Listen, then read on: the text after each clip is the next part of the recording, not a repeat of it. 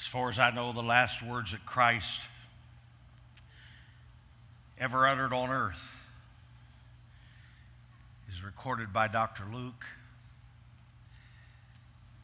And his urgency was, I send the promise of my Father upon you, but tarry till you receive power from on high. I believe the power comes from on high. And there in the book of Acts, they did just that. They received power after the Holy Ghost came upon them, and they became witnesses. I'd like for you to turn with me to the book of Luke, chapter 9. And may I open tonight by saying, please, don't let my message have a negative impact on our camp meeting or on the service tonight. That's not my intention. And I don't want it to be a drag. I just simply want to kind of go through a chapter. I'm not trying to nail an issue. I'm just simply exploring a chapter, and we can kind of see where we're at as we go through the chapter. Is that all right with you? If you've got your iPhones or whatever kind of electronic device, if you've got a Bible, just kind of keep it open. I'm just going to run my way in and out through this chapter, intertwine a little bit. It's Luke 9, verse 51. It came to pass when the time was come that he should be received up, he steadfastly set his face to go to Jerusalem, and sent messengers before his face, and they went and entered into a village of the Samaritans to make ready for him. Now, if I understand this correctly, Jesus is making an about face. He's going to head up toward Jerusalem. He has with him his 12 Jewish apostles. And he said, on my way back, I want to go through Samaria. And he tells his disciples, I want you to go ahead of me. I want you to find us a place to eat and lodging for the night. Announce that I'm going to hold a crusade. Now, can you imagine this place of the Samaritans? Outcasts, losers, nobodies, rejected by Gentiles, rejected by Jews and Gentiles. You'd think that if anybody would have been thrilled for Jesus to come, it would have been the Samaritans.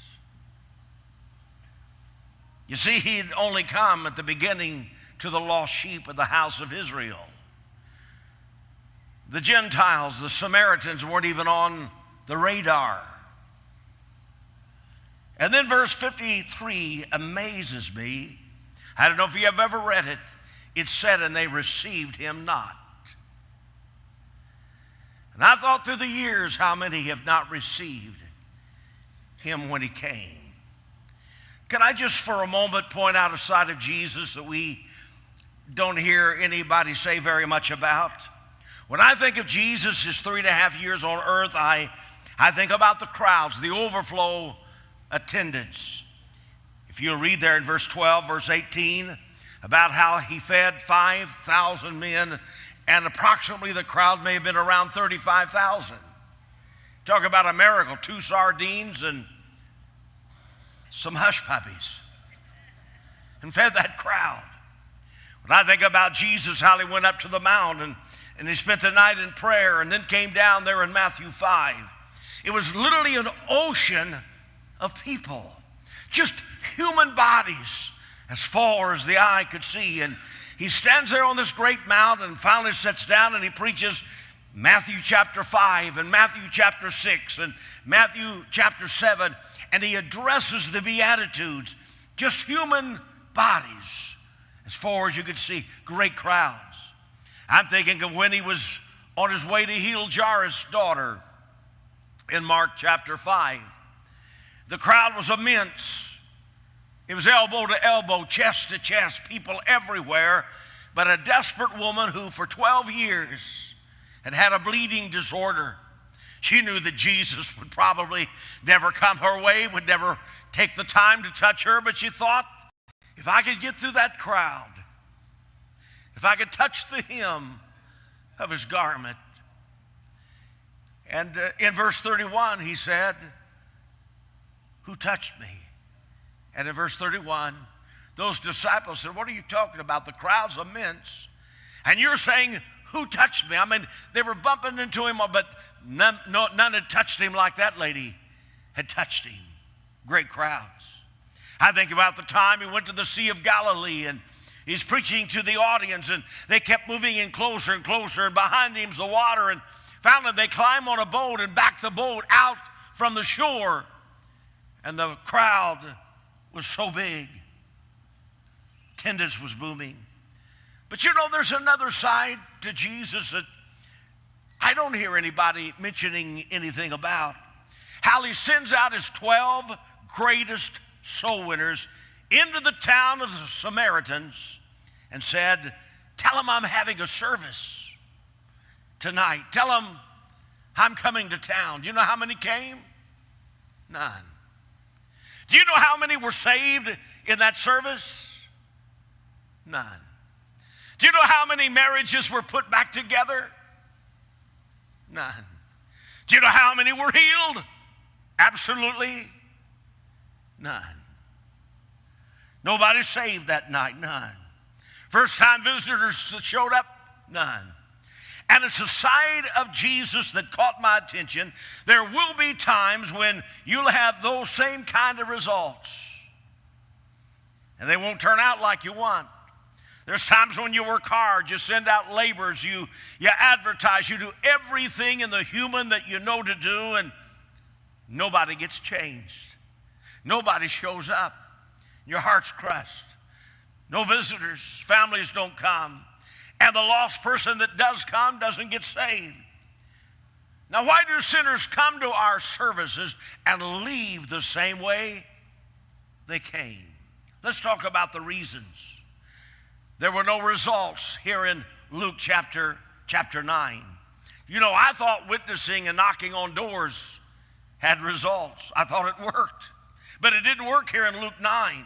And I want to know why. And let me show you why there were no results. If you will look with me through your Bible, it wasn't the Samaritan's fault. It certainly wasn't Jesus' fault. If the fault lay anywhere, it had to be on the people of God. Now watch why nothing happened. I want you to look here in verse 1. Then he called his 12 disciples. Underline that little word called. I still believe that God calls his men and women. I don't think you throw a hat in the pot. I believe there's the call of God that burns in the heart of a human being. People, God calls. And what is the first thing that God gives to men and women who are called? I'm asking you. He gave them power. If we have no power, there's no use going. Having a form of godliness and denying the power, hey, we might as well sit at home, drink coffee. But he gave them power. I want you to look at verse 1. I'm not making all this up. Part of it's true. Verse 1, he gave them power and authority over all devils. How many devils? All devils. And so they left there with power. Now, if you got that in your mind, please never forget verse 1 of chapter 9 here in Luke. But look at verse 40, 39 verses later. A man comes to Jesus with a demon-possessed son, and Jesus asked what's wrong, and he said, well, I besought thy disciples to cast him out, and they could not. Did you read that? And they could not. Now, wait a minute. I thought Jesus gave power over all devils in verse 1, but 39 verses later, something had happened between verse 1 and verse 40 that cost them the power of God. They had lost it. They started out in verse 1, they had all power. By verse 40, they didn't have enough power to make soup for a sick grasshopper. They're powerless. And I look at this and it really messes with my mind. You know, But let's just look down through it. What knocked the power out here in Luke chapter 9? Doesn't matter how well the preacher preaches, the singers sing, how good of an offering we have. Doesn't matter how beautiful the facility. Doesn't matter how well we package this thing and organize the whole structure if we don't have power. Now, what is it that grieved the Spirit of God from working in this village? Let me mention several. If you see some more, let me know, and I'll use it the next place. May it have been the problem with loving preeminence. The love of preeminence. Look at verses 28 through verses 36. Jesus had just brought his disciples down from the Mount of Transfiguration. They had just said, "We see no man but Jesus only." They had seen Jesus transformed and transfixed before their very eyes. And in the very same chapter, in verse 46, there arose a reasoning among them, which of them should be the greatest? Who's the most outstanding? Who got the highest vote? Who ought to really lead this thing? How can you just experience the great transfiguration of Jesus Christ and then not feel the least? Why would we suddenly be maneuvering and manipulating for power? May I just say this? There's no competition around the Holiness Church. We're on the same team. We're in the same purpose. We've got the same enemy. We've got the same cause. And here's somebody loving to have preeminence. I was reading over there in 3rd John. I don't know if you read about it, about somebody in the church that loved preeminence. They loved recognition. They liked the limelight. They wanted their name in the Sunday morning menu. They wanted it mentioned that they'd donated a roll of toilet paper. They wanted a little brass tag with their name on it because they'd dropped $1 in some kind of a contribution. Everybody wanting preeminence. Everybody wanted to be recognized. Everybody wanting the limelight. And it grieved God to the point that there were no results. So the whole town was lost. Is there anybody out there that loves preeminence? If I don't get to sing, if they don't spotlight my musical instrument, if I'm not recognized first and as the best, I want my name called. And it was just enough to grieve the Spirit of God. I thought about jealousy. I was reading down through the chapter again over in my room, and I read across this 49th verse here in this 9th chapter of Luke. And John comes to Jesus, and he said, "You're going to be proud of me."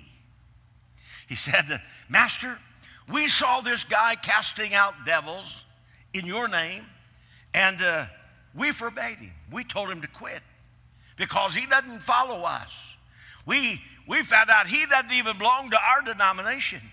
He's never had his name in the who's who in the preacher's magazine. His hair's flat. He doesn't have a hair blower. And he doesn't look like a professional preacher like he really needs to." And I talked to John the Baptist, and he doesn't know him either. And he's over here casting out devils, and he's preaching. And he said, I stopped him. You ought to be proud of me. Now, may I ask you something? Didn't Jesus just give John, back in verse 1, the power to cast out devils? Wasn't he supposed to be doing what this guy was doing? Why would anybody stop somebody else from preaching? Why would you stop somebody else from trying to get somebody delivered? Why?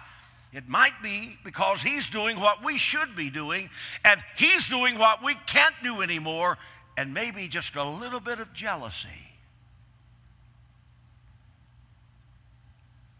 You ever see any jealousy in school or around the church? I know you Wesleyans haven't. She thinks she's cute with that new dress. I know where she got it. She got it on the bargain table. It was cheap. I don't buy that cheap stuff. She thinks she's cute with it. You know, we've got to a place, if God blesses you, you don't dare tell anybody about it anymore. Somebody get jealous. You don't even dare to tell if you own your own home. If you buy a new car, you better put it under a tarp and behind a tree. Folk get jealous and been out of shape. I don't like her voice. I don't like who they marry. Jealous. People get jealous. But I thought as I was reading down through here, and I got into verse 7, it seemed like there was some discord. Do you know discord will rob us of the power of God every time?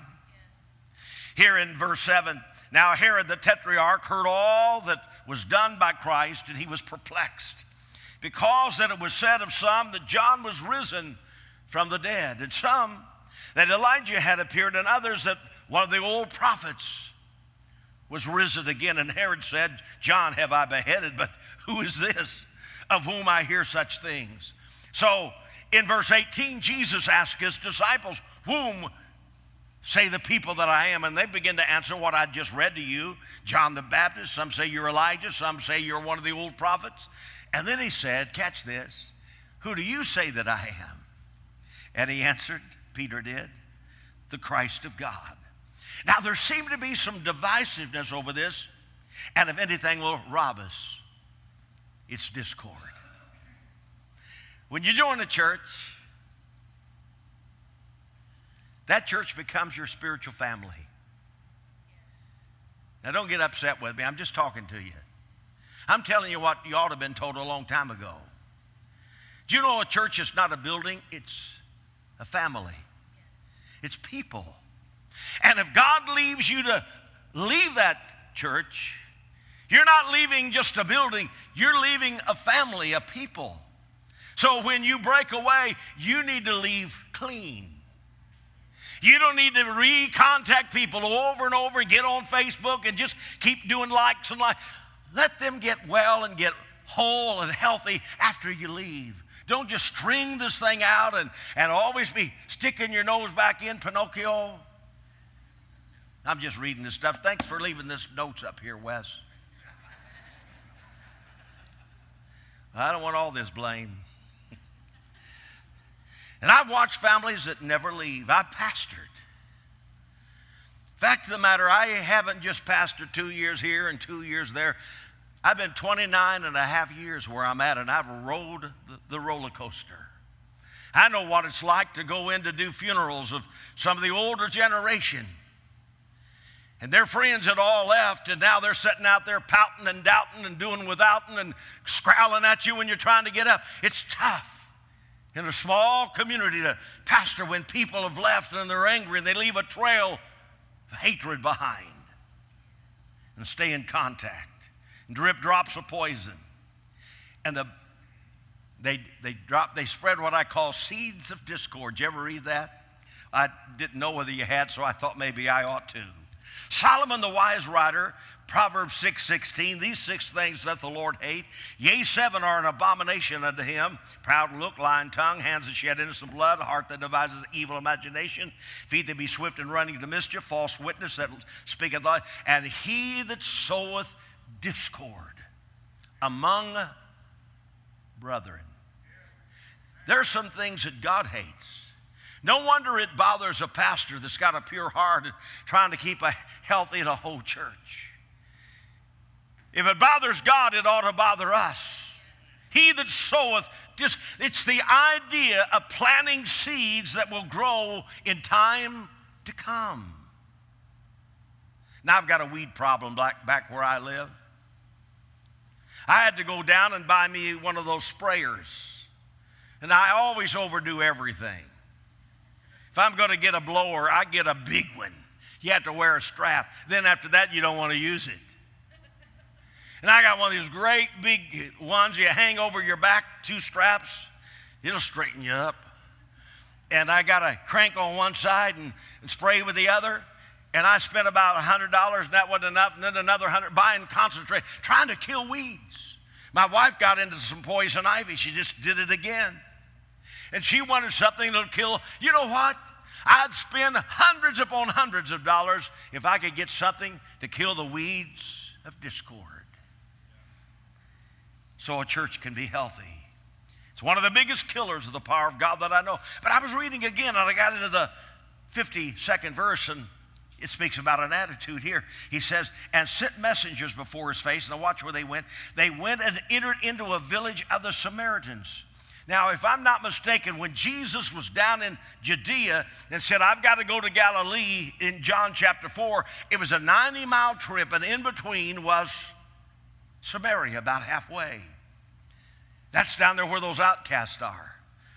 That's where them good-for-nothing losers are. And he looked at those 12 disciples and he said, I must needs go through where? Samaria. And they said, you can go if you want to. We're not going. We don't want anything to do with it. Jews would walk all the way around the city.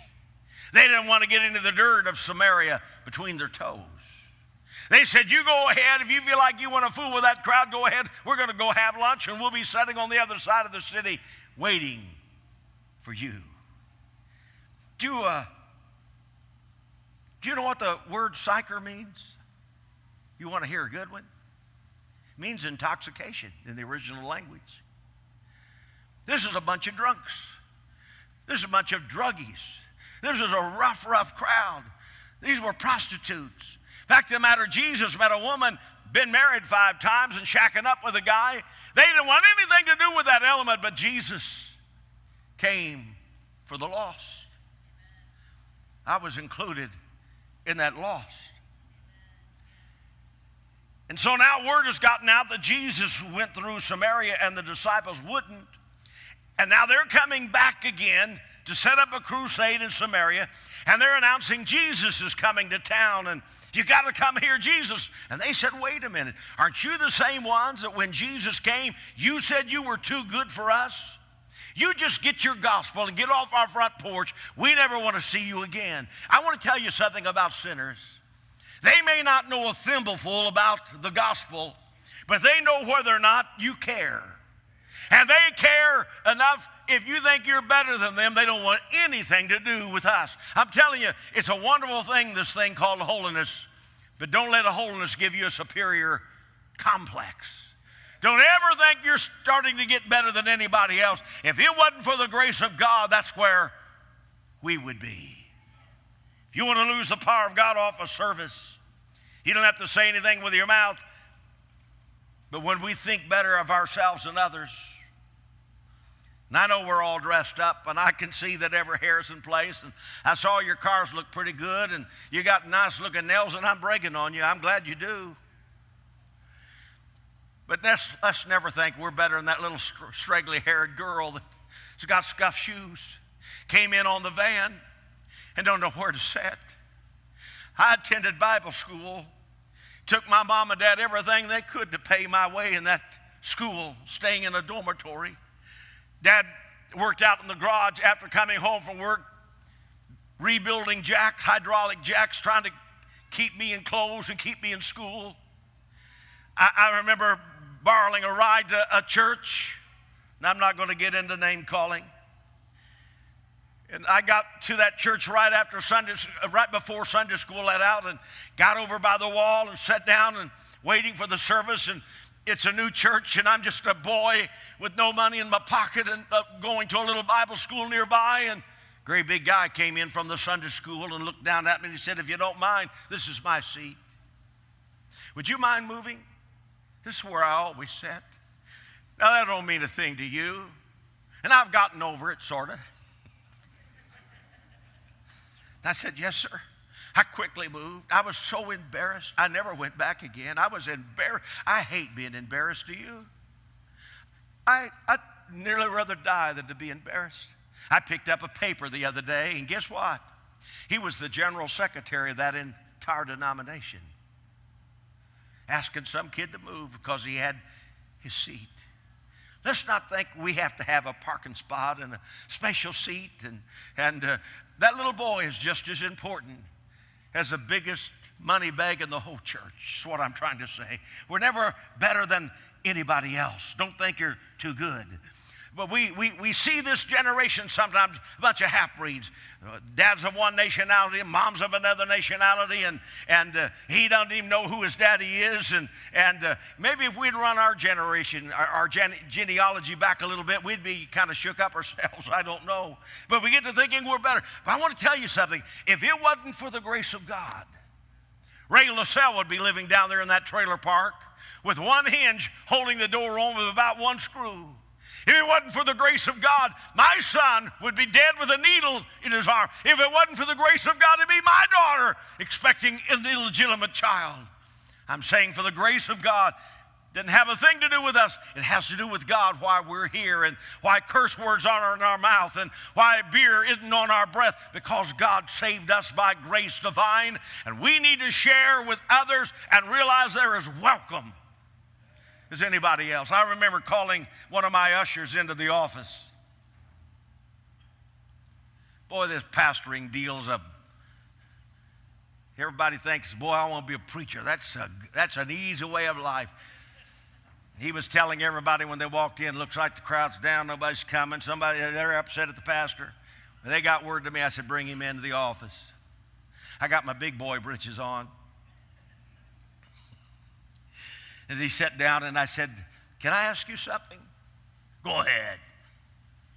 I said, who's the most important person in the church? He said, I suppose you think you are. Never thought about that. No, I said, you're wrong. I give you another chance. I don't want you to fail the exam, but you want to? He said, I don't want any more chances. I said, the visitor's the most important person. And when strangers and visitors are coming through and you're standing back at the door, you're killing the church before the pastor even gets a chance to preach to them. Well, it's good preaching. You deserve the best. Let's move along. I wonder here in verse 53 if sometimes maybe a lousy spirit. It said they did not receive him. They didn't receive him. Did you hear what I said? They didn't receive him. And if you look in verse 54, James and John said, Lord, why don't we just command fire to come down from heaven and consume them and burn them up like Elijah did?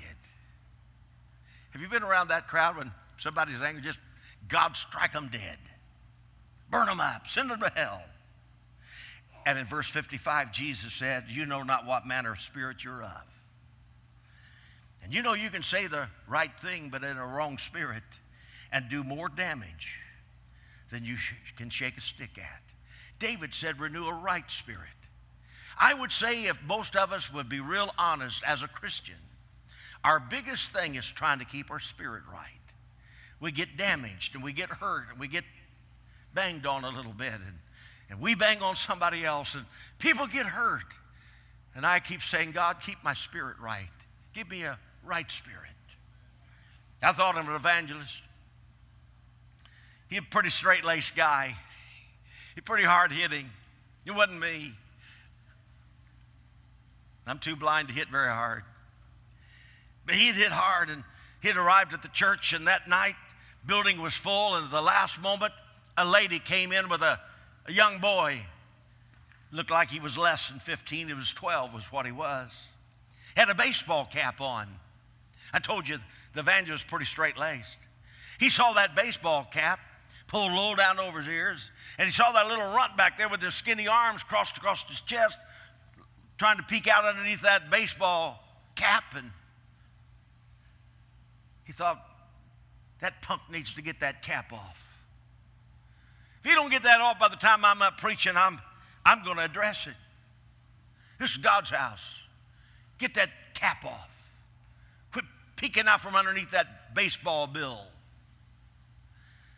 He sat there and bugged him, and he didn't get anything out of the service. Finally, they introduced him to speak, and he was trying to think how he was going to maneuver that baseball cap into his sermon. Did you ever do that? Don't answer. Isn't it amazing, preachers, when you got a problem in the church, every scripture you study goes straight to that problem? Every sermon developed just wants to deal with that problem. Isn't it amazing? You all are amazing too. He got up, and every time he'd start to bring that cap up, he'd lose his train of thought, and he just couldn't get to it. So finally preached the whole sermon, never said a thing about the baseball cap. Gave us all a call and said, is there anybody that needs God? Would you like to be remembered in prayer? Would you put your hand up?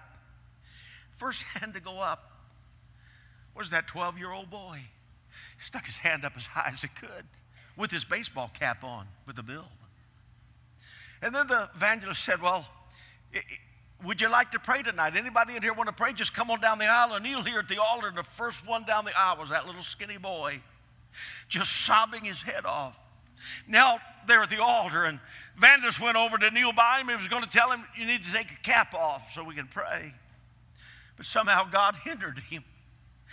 And the boy just bawled and squalled and said, I don't know what to do. Tell me what to do. And he led him to faith in Christ. When he stood up, the little boy stood up and put his arms around the evangelist and said, thank you, sir. And sobbed and took off down the aisle as hard as he could go. My acquaintance got to the back door, and he was shaking hands, and this little lady that had come with the boy came up to the evangelist, and she said, sir, I just wanted to say thank you. That was my nephew that got saved at night. He's never been in church in his entire life. Said, you don't know this, but he doesn't even know who his daddy is. Said, fact of the matter, his mama is my sister. She's nothing but a drunk and a drug addict. He lives in a little trailer with his mom, and half the time she's gone, and a lot of the time there's no running water, no electricity. The little guy's got cancer. He's losing all of his hair. I begged him to come to revival. He'd never been to church, and I said, if you come, please come. He said, but my hair is falling out, and I look odd, and people will see me, and it might be that evangelist won't like me having a cap on my head. People know more than we think they do. And he said, I don't want to be embarrassed. I don't think I'd better go. She said, I'll tell you, I'll pray all day today. I'll fast all the meals, and I'll pray that God will see that the evangelist doesn't say anything about your cap if you'll come. And she said, thank you for not saying anything about the cap. Oh, he said, I never thought much about the cap. Pants on fire. Everybody's about gone about that time. The little boy came out of the building, 12 years old, skinny, chemo-ridden, threw his arms around him, looked up and said, sir, I'll never forget you. The evangelist said, mark it down, son, I'll never forget you either.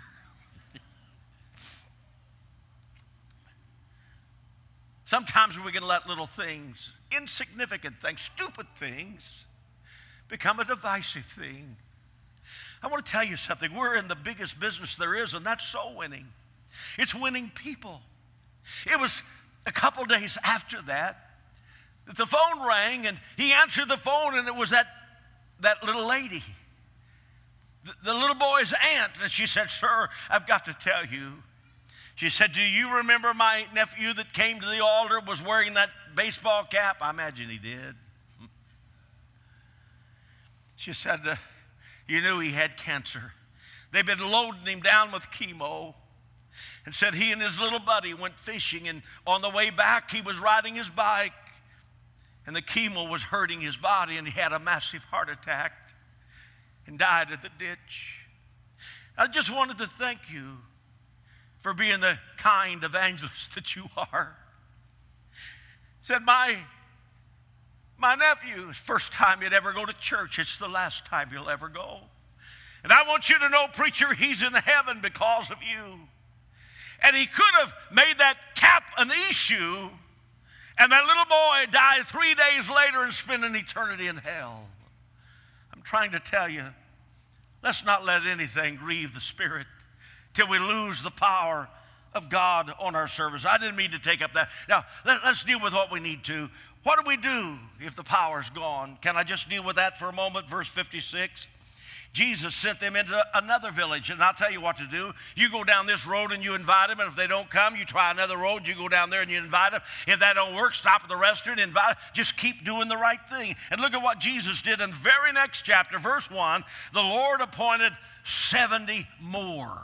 Now, why in the world would you invite 70 more to go soul winning when you got 12 and they've lost the power and they're not doing any good? Why? Well, you keep going into the villages until you get it right. And when you get it right, the power will come back and we'll start seeing results again. And I want you to watch this, then I'm closing. Verse 17. And the 70 returned with joy, saying, Lord, even the devils are subject unto us through thy name. They said, we got it right. You remember when you gave us the power back there in verse 1 of that 9th chapter? We lost it. We lost it over stupid stuff like jealousy and bad spirit, unforgiveness, and being mean to each other and thinking we're better than others. But we got it back, and we're ready to have revival. We're ready to take the next town and the next town, and we're ready to start churches, and we're going to take the for you. Why? We've got the power back. We've ironed things out. And I'm saying, here's what God did. When they got through with being critical and fault-finding and unkind and mean, God said, all right, send the power. And boy, did the power of God hit that 70 plus the 12, and the world was turned upside down. It was our fault. It wasn't Jesus' fault. It's us. And when we get it right, I'm telling you, it's hard to stop the people of God, because he said, I give you all power. And I came to the service, first of all, feeling very low for fear that you will take this in a negative way, and I don't mean it in a negative way. I just want you to know scripturally how we can lose the power and become ineffective. And our churches shrink down to about 40 and 30 and 20 and 10, and we close them and we wonder why. What happened? I'll tell you, when the power of God's there, you'll see little kids get saved. You'll see teenagers get in. You'll see troubled marriages begin to come together. You'll see wholeness and healing, and marvelous things begin to happen. Churches catch a vision, and a pastor catches a vision, and the board say, Pastor, we can do more than this. Let's buy a bus. Let's go soul winning. Let's try something else. Let's invite some singers. Let's flow through traffic, and let's see what we can do for God and the kingdom. I'm asking you tonight, have you ever let a sense of unforgiveness kind of grieve God a little bit in your heart? I have. Have you ever just maybe got a foul spirit and it kind of showed, and you realized you turned some folk off, and you say, oh God, I'm sorry. I want to get it right. I don't know how you are. For the last week, I just closed a camp out in the Blue Ridge Mountains. I left that camp with one thing in mind. I'm going to seek God like I've never sought him in my life. I've been doing this for 53 years. But my job is to seek God. I want to have the right relationships, but before I go over here and get all the relationships right, I need to be sure I'm right with God. And having the power of God on my life. God wants to give us great things and dreams beyond anything we've ever had, but I don't want to scoot from over here and skip being right with God and just go over here and try to make a dream work. I want to humble myself and be over here. God, would you help me to get it right? And by the time I get relationships, because it takes more than you. Adam, I want to talk to you. What do you want to say? Oh, can I come day after day and can I talk to you? In the garden? Sure. And then Adam looks around and said, I feel kind of lonesome when God's not here. And guess what God did?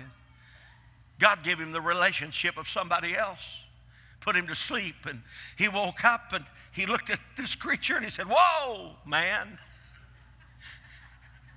Prettiest thing he'd ever seen. Suddenly, we can do this together. But you know what? If we don't have it right back here with God, we're going to hurt all the relationships in our life, and we're going to come to the end of life and look back, and there's going to be a big wake behind us of people that we hurt, people we've injured, people we've grieved, people we've turned off, people we don't want to speak to and they don't want in our life. And how are we going to get over here and get the big dream done? How are we going to build this church? And how are we going to bring people in the kingdom? First, I've got to get it right back here. And connect up with some folk here so I can get over here to third base and have the big dream and get a home run going. I'm asking tonight, how many would like to join me up front and say, God, I want to get it right? I want to seek you a little bit tonight here in the camp meeting. And I want to leave here and go back to my church. Totally different than when I came to camp meeting. I want that dream, but I want to be right with God over here so I can solve some relationships along the way, so when there's down to death's door, I don't have to look somebody else in the eye and realize I've hurt people. So I want to get it right with God, and God will help us to get it right with them, and then the dream will begin to happen. I want you to stand with me. I just want you to bow your heads for a moment. Wonder how many would say, preacher, I'd kind of like to come up. You can come and kneel, you can come and sit, you can come and stand. It doesn't matter. But I want to get it right. And God talked to me about some of those little things that knock us out of the power of God. And I want the power of God on my life and in our marriage and in our home and in our church. And I'd like to come up and connect with God about that so that I can leave with the flow of the Holy Spirit. Just close your eyes for a moment. Give your neighbor some privacy. Who tonight would say, preacher, there's some areas I want to pray about. I want the power of God. Just slip out of your seat wherever you're at in the building, and you'd want to come. But I want Brother Preston, if you don't mind, to come to the front, and turn it over to you in a moment. Who else tonight? Who else tonight? I'd like to leave the camp a little different than when I came. I'd just like to be a whole different preacher. I want to be more sensitive to God. I want to receive Him. I want to make a difference. I want to tap into some of these people that nobody else cares about, and they've been turned off and been hurt. And I'm saying, God, would you help me to smile at people that need to see a smile? Would you help me to be kind to people that need some kindness? Who else needs to come and pray? Maybe you just want to come and represent your church. Music's playing, God's waiting. And I don't think we need to really be in a hurry, do we? I hope we don't have to be in a hurry. This may be the most important part of the service. Certainly my sermon wasn't. It wasn't very polished, and I apologize for that side of it. But I'd like to have that verse 1. I don't want to lose the power by 39 verses later. I'm saying, oh God, fill me with your Spirit. Just fill me with your Spirit.